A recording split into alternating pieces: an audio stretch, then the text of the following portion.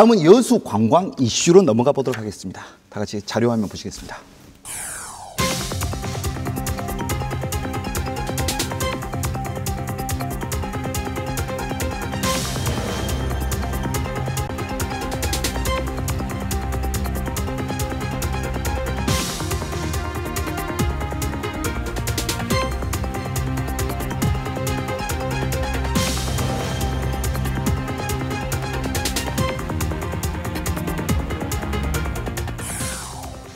봄철 관광 시즌이 시작되고 있습니다. 그런데 이 자료 화면을 보니까 뭔가 느낌이 화사하고 역동적인 그런 느낌이 아니에요. 그렇죠. 굉장히 암울한 그런 느낌이 보입니다. 문 기자, 여수 네. 관광에 혹시 먹구름이 끼고 있는 것입니까?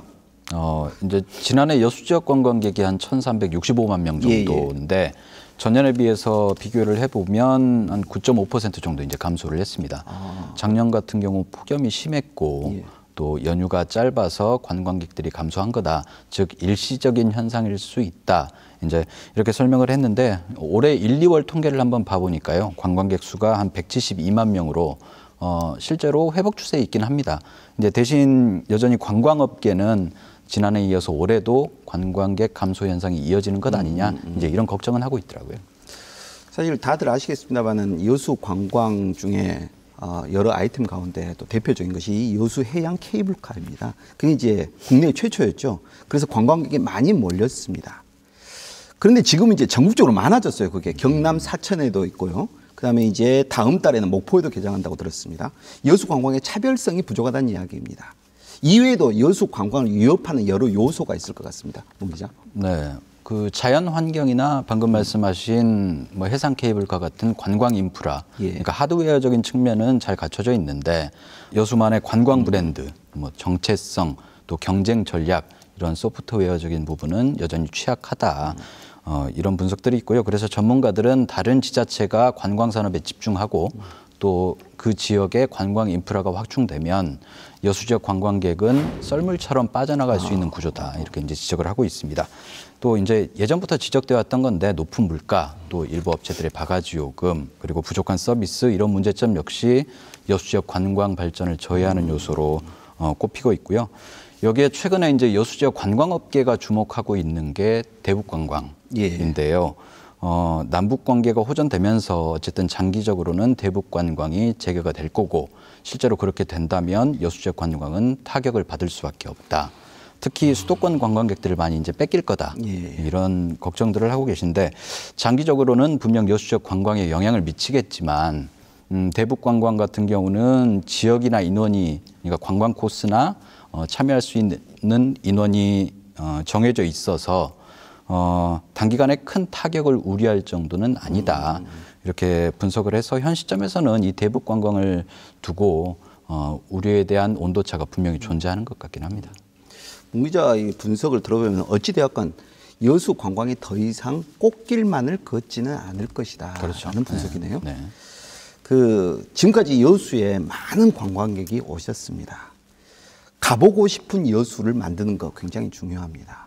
그런데 더 중요한 것은 다시 가보고 싶은 여수일 것 같아요. 네. 여기 관련해서 조사된 게 있죠. 한번 이야기해 주시겠습니까? 네, 지난해 여수시가 여수 지역사회연구소랑 지역문화연구원이랑 함께 6개 축제에 대한 사후평가를 실시한 설문조사가 있었습니다.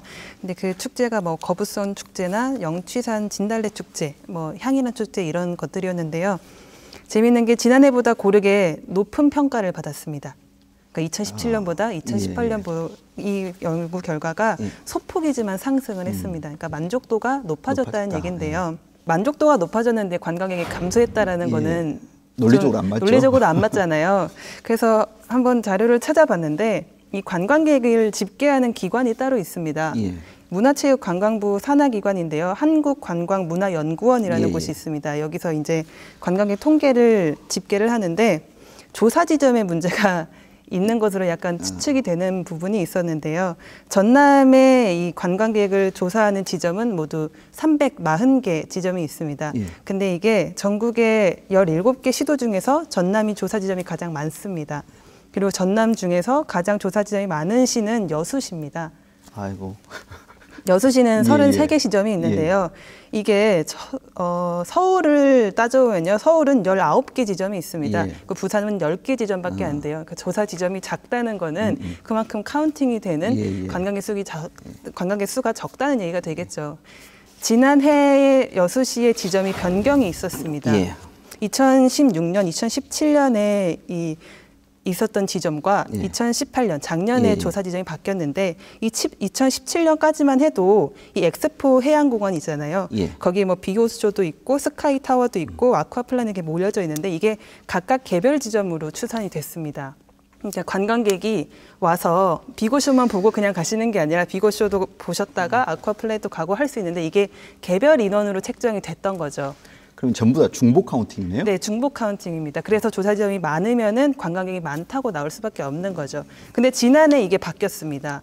지난해에는 이 아쿠아플라넷 같은 엑스포 해양공원은 1개. 전체 숫자는 변하지 않았는데 지점이 바뀌어서 이 한 군데에서 돌아다니시는 관광객을 그래도 좀 축소할 수 있었던 변화가 있었습니다. 그래서 관광객이 줄어들었다는 거는 어쩌면 확실하진 않지만 이 지점의 변경 때문이지 않을까라는 조심스러운 추측을 한번 해봅니다. 합리적인 추측입니다. 분석은 조희원 기자처럼 하는 것입니다. 다음은 이제 문 기자께 한번 분석을 요청드리도록 하겠습니다. 여수 관광 말 그대로 대단했었습니다. 그런데 이대로는 안 될 것 같아요. 뭔가 획기적인 혹은 이제 달라져야 하는 모습이 좀 필요할 것 같은데 여수 관광의 해법 우리 문 기자는 어떻게 정리할 수 있겠습니까? 앞서 이제 여수 지역 관광 같은 경우는 소프트웨어적인 측면이 빈약하다 이렇게 말씀드렸는데 전문가들은 우선 그 부분을 보완할 필요가 있다. 즉 시설보다는 이제 콘텐츠라는 거죠. 그렇죠. 네. 이 관광 형태나 흐름이 생태 관광, 문화예술 관광, 뭐 비즈니스 관광 이렇게 세분화되고 있는데 여수 지역의 현실하고 인프라를 분석해서 여수만의 관광 브랜드를 만들고 또 그것을 뒷받침할 수 있는 콘텐츠를 개발을 해야 된다라는 겁니다. 여기에 이제 여수 지역만의 관광으로는 한계가 있고 이 지역적 범위를 좀 넓힐 필요가 있다 이런 의견도 나오는데 예를 들어 여자만 같은 경우는 여수와 순천 또 고흥, 보성 이렇게 4개 시군이 인접을 해 있는데 각 지자체가 가지고 있는 특색, 자연, 생태, 우주 항공을 결합해서 여자만을 중심으로 거대한 관광 벨트를 조성하는 것도 하나의 해법으로 제시되고 있습니다. 컨텐츠 개발 그리고 지역 연계 사업 개발 등등이겠습니다. 여수 관광 아직 갈 길이 먼 것 같습니다. 화이팅 하시기 바랍니다.